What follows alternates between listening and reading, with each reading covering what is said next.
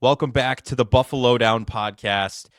I'm Joe Cali, as always, joined by none other than Justin Siejak. And Justin, we have another win to recap. Another win. The Bills are 11-4. Yeah. Granted, it was a testy win. I'll give it that. We'll just say that against the Cleveland Browns, who were supposed to be the butt end of a joke, essentially, and then it kind of turned into a little bit of a track meet from there on out. But 23-20. It's that was a little too close for comfort. I don't know about you. What do you what do you think? Just before we dive into everything here. Yeah, obviously you want to see them give the Browns just an ass whooping, but it didn't happen. And, Yeah.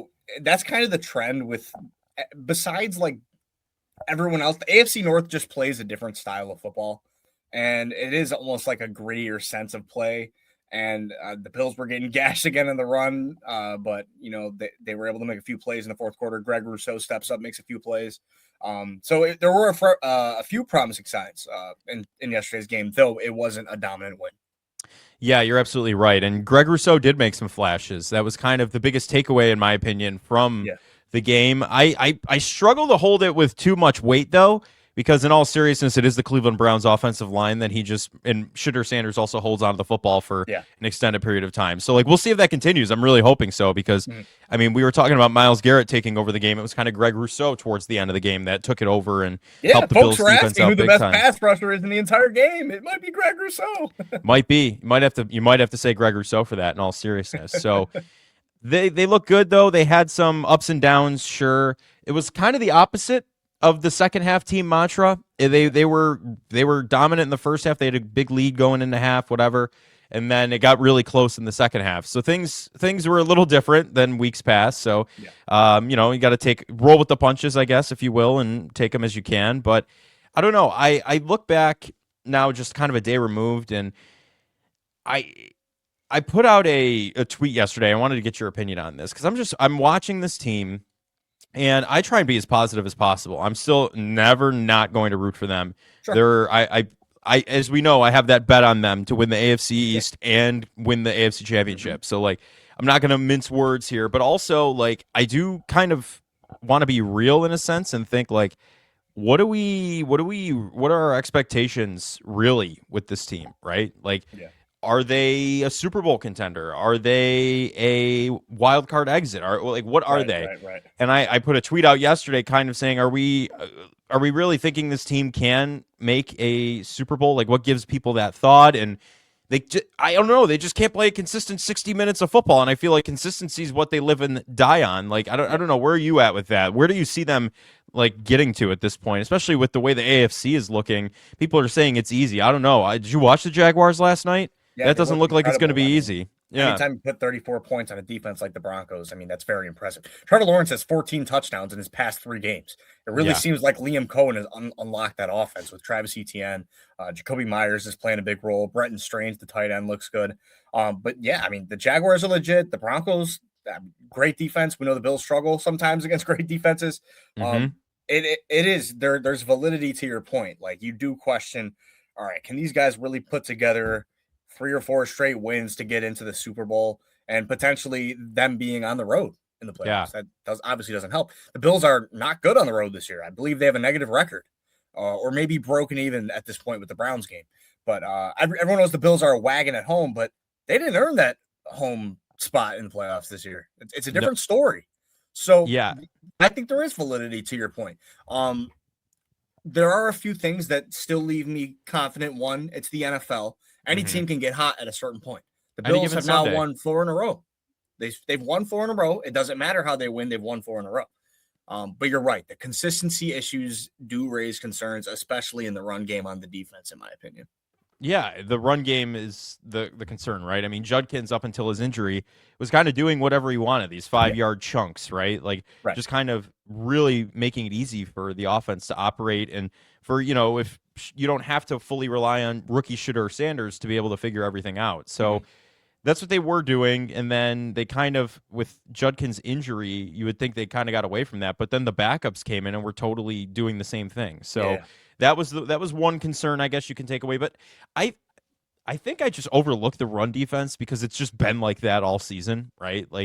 From week one with Derrick Henry, it's just been like, okay, This team's not going to be able to stop a run or a nosebleed. It's just got to be the offense scoring. And it's great when the offense does score because then you're not really paying attention to any of that. But in the situation we found ourselves in as the Browns defense was kind of putting things together here, the Bills offense was stalling. And I got to say, I'm not one to avoid putting blame on Josh Allen. He did not have his best game, especially after the foot injury going into halftime. Still getting, I guess, he got x-rays done and he returned, so it can't be that bad. But I'm sure they're going to do some further testing just to make sure that you can't have your star quarterback trotting out there with a stress fracture or something like that, something small even. But I don't know. He's not far from the blame here, and I think it just goes back to what we've talked about a lot, Justin, is the scheme. Like you're looking at teams like New England. Yes, they were trailing Baltimore last night, but they were able to come back. Even Baltimore was Zay Flowers, Mark Andrews, like these guys that they're able to move around the field and have stretched the field. The Bills are paying Josh Palmer an obnoxious amount of money to barely utilize him. To do cardio. Yes, Elijah Moore released, did not stick around, and that's Elijah Moore who was valuable on the Browns in their current, previously, right? I mean, with the Deshaun Watson situation and the quarterback carousel they've had in the past few years, he was able to see some field time and actually figure it out. And to say he's not going to work with Josh Allen, like that's just a little weird to me. I don't know. Do you think it's still a scheming issue, like with some of these receivers, just not because the tight ends have been the most valued asset. Even Jackson Hawes has been bringing in some big catches. So like, where do you stand with the whole scheme? Is it still a concern or? Yeah, I think obviously, and this question was asked a few weeks ago in a presser. Someone asked Joe Brady, is it fun to be a receiver on the Bills? And the answer is obviously no. Obviously he gave a PR answer, but it kind of is a scheme thing. And the thing about it is at this current point, it's not a problem because they're getting a lot out of their tight ends and running backs. I kind of think back to some of those old Patriots teams with Tom Brady. They didn't have an elite boundary receiver. They had Julian Edelman in the slot, sure, but Khalil Shakir's in the slot for us. They ran the offense through Gronkowski, at one point Aaron Hernandez. So we have Dalton Kincaid, Dawson Knox, and Jackson Hawes all getting involved in the pass game at this point, and that's what's making it efficient. So right now, I don't believe there's cause for concern on that. But yes, I do believe it's a scheme thing, and I think that happens position wide, not just at receiver. You take a look at defensive tackle for the Bills. It's been an issue for plugging the run for a long time. The big one-tech guys don't work on the Bills, but when they leave, Poona Ford becomes a stud for the Chargers and the Rams. And Tim Settle's having a great year with the Texans. Yeah, I do think it is position wide. Sometimes it just doesn't work for certain players in certain systems. Yeah, no, and I mean, you look at MVS, even the wide receiver room, right? He was able to work with Derek Carr, and I'm not no flack towards Derek Carr, but that's Derek Carr on the Saints. That wasn't Derek Carr on the Raiders. Yes, he's played with Mahomes, and then he goes to Pittsburgh this season after doing nothing in Buffalo. Yeah, and he almost had a big touchdown last night or yesterday. He's had big plays with Aaron Rodgers and all of that, right? So like, it's going to be interesting to see what they do at the coordinator positions for both offense and defense if they bring in different people in the offseason, but they have to make do. And I think that's the one thing, right? You can sit here and complain about it all you want. The fans can tweet about it all they want, but realistically, they're not changing anything now. Like, they're running with what they have and what they think can work. And we've seen it work. And I think that's the big takeaway. This Browns game was sort of a nothing burger in like lead up to it and just even after it. It's like, okay, the Browns played a good game, probably one of their better games, right? With Shadur. They played a pretty good, solid offensive game, and defense held the Bills pretty well. But like, I don't know. I don't think this really moves the needle for me on where I stood before this game or after. The panic meter isn't necessarily to 11 after the Browns play a tough game. At this point in the season, they're playing for their coach. They're playing for their quarterback, just like the Dolphins, right? Like, we're talking about them getting frisky. The Browns are doing the same thing. They're not necessarily playing for anything, but they do have things to play for the offseason. Shadur has to play to stay the starter, all of that. So they're not going to just roll over. And no, they gave him a good game. Yeah, and like you said, it's any given Sunday. Any team can show up and give you trouble. The Texans, we're talking about them as like the second coming of you-know-who, and it's like, the Raiders, they were 2 points off from losing to the Raiders last night. Yeah. So, like, what realistically, I mean, any given Sunday is probably the best way to look at it, right? I think so too. Anytime a team that's a young team, mind you, the Browns had rookies littered all over their starting lineup yesterday. Anytime you have a team that's young, inexperienced, at the end of the season going up against a contending team, they're going to give it their all. I mean, they've got Yeah. nothing else to lose. I was impressed by Shedeur Sanders yesterday. I thought he, especially on the first drive, we know scripted drives are a different story, but he just looked calculated. He looked calm. And then the second half, you kind of get that pass rush presence with Greg Rousseau, making things a little unsettling for Shedeur, which was massive. I think that's ultimately the reason they won the game was because they were able to get after the quarterback with 4, which doesn't happen every week. And like you said, I don't know how much stock you want to put into it. It is the Browns' offensive line. It is Shedeur Sanders, who notoriously holds on to the ball for a long time. But, for a guy who we've been calling for a long time, Greg Rousseau, you're going to make a play. You're going to make a splash play. Can you end the game for us? Can you close the game for us? This is a promising sight. Will we see it every week? I don't know. But we need to see it from somebody because that Oliver hasn't been back since October. Yeah, and in order to get out Oliver back, you have to maybe make it 2 games into the postseason, right? Yeah. So, you do have to kind of stick around, and who knows if he'll be 100%. But I don't know. The playoff picture's starting to come together. Yep. For the Bills' sake, they look like they're going to slot into the 5 seed because I don't think Miami with Quinn Ewers is going to beat New England, right? Zach Wilson might give you your best shot, but they're not going to. Is not beating the Patriots in Week 17. No, or whatever it is, Week 16. No, yeah, whatever it would be. Yeah, I think week 16. Yeah, Week 17 actually. This was just Week 16. So, yeah, so it's not looking like the New England's really going to give it up unless they totally unravel, which that's not in the cards for them. They bounced back last night in a big game against Baltimore. Who just again stopped utilizing Derrick Henry, which they did against the Bills in Week 1. I think John Harbaugh's timeline is off. I think he's seen it through, right? And wasn't Mike McDonald on their staff, the Seattle coach? He's been all over the place. He might have been, yeah. I think he might have been, if I'm remembering correctly. You had the answer in house. Look at what he's doing in Seattle, and then you let that happen. So the Ravens' time is up. It's just so weird, isn't it? Like looking at this playoff picture. And just for a moment here, because I feel like, I don't know, anything else you want to add on Bills Browns before we do look into the playoff picture? I feel like not really too much. I mean, James Cook was James Cook again. Well, sure, right. And he might get Offensive Player of the Week. I think he might have a solid chance at that for the AFC, especially because now I think he's the rushing leader. I think he's ahead of Jonathan Taylor. So I think they're going to let him keep going on that. And everyone's like, oh, like Barkley sat when he was going for the record. I'm like, that's different. Like Cook. Personal accolades when you're, contract-wise, eventually you're like, oh, I was the leading rusher, all this stuff. Like, it's all resume stuff. And last year they put him back in to break the franchise touchdown record. So, they're not going to not let him chase that record, I don't think. Right. And let's stay on James Cook here for a second because, seriously, I think, and I've been watching football, actually since, 2010. Sure, yeah. I think he's the best Bills running back I've ever watched with my own eyes. Yeah, even looking back, Fred Jackson, he's better than Fred Jackson. He's better than CJ Spiller. He's better than Shady, who was not a corpse of Shady, but towards the tail end of his career.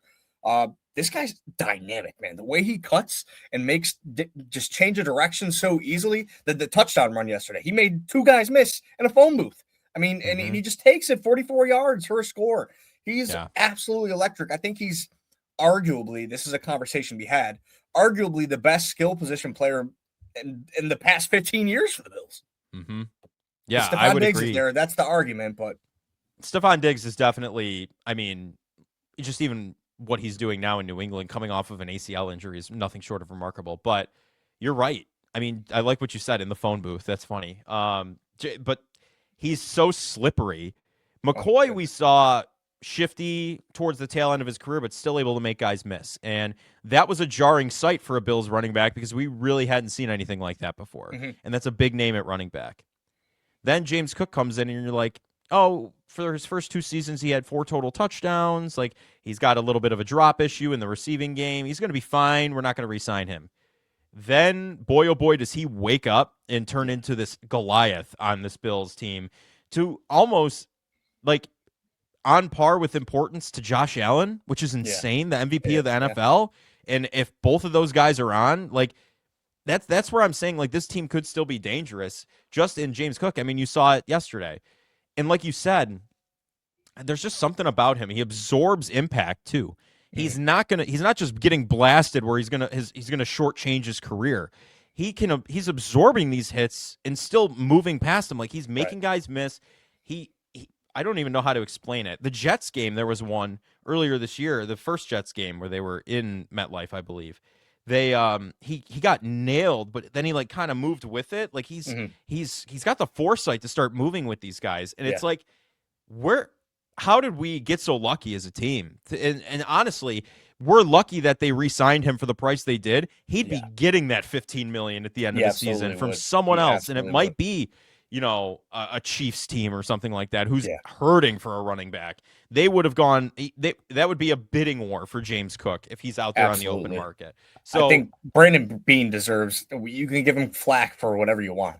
Right, hitting on James Cook and getting the deal done is a massive plus for the Bills. Absolutely. I 100% agree with you because, like I said, I think he'd be at a rival opponent in a bidding war all of a sudden that you can't hack, and then you're playing against him a couple times a year in the regular season and postseason, and you sure as hell from what we're seeing this year don't want to be doing that. So he is just different, man. He's dynamic. Yeah, and I can't wait to see we're at a young point in his career, right? It's like he's still got a lot more years to grow into the role. Like, how much better is he realistically going to get? Like, and he's locked down for years to come. I mean, it really is. It's an ascending superstar talent, homegrown. You can't ask for much more. He's the perfect partner with Josh Allen in the backfield. It is. It's a perfect like Batman and Robin situation going on, and when one isn't called upon, the other one will step up and just take the game. And you can't really ask for more than that. So James Cook, I'm really excited to see where this goes. And I think, he's going to be an impact player for years to come, especially I'm intrigued to see if a coordinator change at any point, how he does. Because it seems like the wide receiver room took a hit when Brady came in. Yeah. But James Cook completely just elevated to a level we've never seen. I remember that Dallas game in Brady's interim year where it was like the Pittsburgh game. Oh, you're not adjusting. We're just going to run it down your throat with James Cook. Josh Allen doesn't have to do anything. So, like, with a different coordinator, does James Cook change a little bit? So it's going to be interesting to see, I guess, how he evolves, because I think, truthfully, if you're asking me, I don't think Brady's around next year strictly because of the passing issues and the displeasure McDermott has had with him. Shoot, he might get a head coaching gig somewhere. He could. A team could take a chance on him, or even a college team could take a chance on him. Joe Brady's, he made his name in college, right, at LSU. Yeah. So, like, if he got offered a job, why wouldn't he go back? So, I don't know. The Bills' offense has a lot of things to look up to, a lot of things to look forward to. There's just a lack of talent in the receiver room that is going to there's no way it's not addressed, at least this offseason, with a big move, or it's you're drafting be a big couple signing guys. Or it's got to be a high draft pick. It has to. Yeah. And I truthfully think from how willing the Bills were, they were calling around. We heard Brian Thomas Jr. rumors, Jalen Waddle rumors. I think you get one of those guys in the offseason. Yeah. I think you're going to see a Stephon Diggs 2.0, because I think you're going to – this might be a little bit of a hot take. Before we go into the playoff picture, a little bit of a transition. I think you're going to get a Stephon Diggs 2.0 with the Patriots and Justin Jefferson, a disgruntled Vikings wide receiver who wants out, who has a young quarterback who you're not paying yet. You're not paying Drake May yet. So, like, you're able to get that done. You have $50 million in cap space. So you very well could see Justin Jefferson twice a year. The Bills are going to have to step it up because New England's going to run away before having to pay Drake May. Big time, big bucks yet. They're going to, and I know they're going to play their first place schedule, but going into the playoff picture, they look like they could match up with the Texans in the first week right now. That'd be a crazy matchup. That could be a little wild because Denver, I mean, honestly, though, you could see Jacksonville stealing the 1 seed at this point, which is just kind of that's insane. In play for them. Yeah. They're playing hot, very hot. Mm-hmm. They walked into Denver and obliterated them. 14 points they won by. That's 2 touchdowns. That's why I think Liam Cohen's the coach of the year. I mean, this guy has completely turned around the Jaguars. I mean, they Trevor don't even Lawrence have Travis is Hunter. Flourishing. They don't even have Travis Hunter. Yeah, Brian Thomas Jr. has been a shell of himself. Jacoby Myers is their best receiver at this point. And they're dropping 30 left and right. Trevor Lawrence, again, I just said 14 touchdowns the last 3 games. That's crazy. This is a guy who's been in the league for 5 years. We've never seen him play like this. And all of a sudden, Liam Cohen comes in and he just transforms the offense. The Jaguars are legit. They've got pass rush. They've got corners. They've got linebackers that can move in space and get after the ball. I think they're legit. I don't think they're that. I don't want to say fraudulent. That's not even the word, because anytime you have a quarterback that can do what is Trevor Lawrence is doing right now, you're in play. I don't think Yeah. they're fraudulent, but I think people were raising questions like, okay, if they get into the playoffs, can they beat an experienced team like Baltimore or like Buffalo? Yeah. No, you're absolutely right. And I mean, they're proven they're there. And if they're the 1 seed, or even if you end up playing them on the road, it's the AFC South nightmare scenario for any Bills fan, any Bills player. They just can't win at NRG Stadium, and I don't know where in Duval. Like, I don't know their stadium name necessarily, but they can't win in the Texans Stadium or the Jag Stadium. So you're hoping the Patriots actually can beat the Texans if they do match up against them. In Jacksonville and the Chargers, that could be an interesting game, right? Like, That's a if Denver's rematch the from 1 the seed. when Jacksonville came back 30 points. I remember watching that game live. I couldn't believe what I was watching. It was Yeah, it was unbelievable. So the playoff picture's starting to come together. The Bills look like they're slotting in at the 5 seed. Patriots win. You were kind of rooting for them last night. I know that kind of is dirty to say, but like, you're not going to Baltimore, it looks like right now. You're going to Pittsburgh, who you manhandled a couple weeks ago. So yeah, they're playing a little hotter than they were, but the Bills, I think, are divisional round easy if they're playing Pittsburgh in week 1. Let those juggernauts fight amongst themselves, beat themselves up, and then try and take advantage of the schedule from there. That's why everyone's still kind of pushing for them to win the division. I am, simply because of the bet I have, but also I don't hate I'm kind of like, do I really want to win the division and play Houston or play the Chargers or play, you know what I mean? Like, it's just, I feel like, take the path of least resistance in a way. I mean, if they win the division, they win the division. I'm not going to complain about that. But like, if they're at the 5 seed, they're the 5 seed. I'm not really worried about that. You know, like, how do you feel? I guess. No, I think obviously you don't want to play the hot team. I mean, the Texans are on an absolute roll. I don't know how many they have in a row at this point, but they're smoking guys left and right. Their offense, though, with CJ Stroud, not great. They played a lot better with Davis Mills. They're living and dying by the defense, but the offense has done enough to win them the games recently, which is fine. You don't really need to drop 50 every game if your defense is going to take the ball away 3 times a game. It truly is. I said this a few weeks ago. It truly is a historical defense. This defense is ridiculous. And even kind of in the AFC North, how we're talking about the Bills are slated to face the Steelers at this point, things have just kind of flipped on their head. I mean, not even like 2 weeks ago, the Bengals were still in the race. And Baltimore drops last night. Pittsburgh wins a wacky one in Detroit. So that's almost solidified that Pittsburgh's got the division. The only thing that can concern me with the Pittsburgh Steelers matchup is if they do get that run game going with Jaylen Warren. He looked really good last night. And, you know, the Bills have shown me no reason to be confident that they can stop the run against any opponent at this point.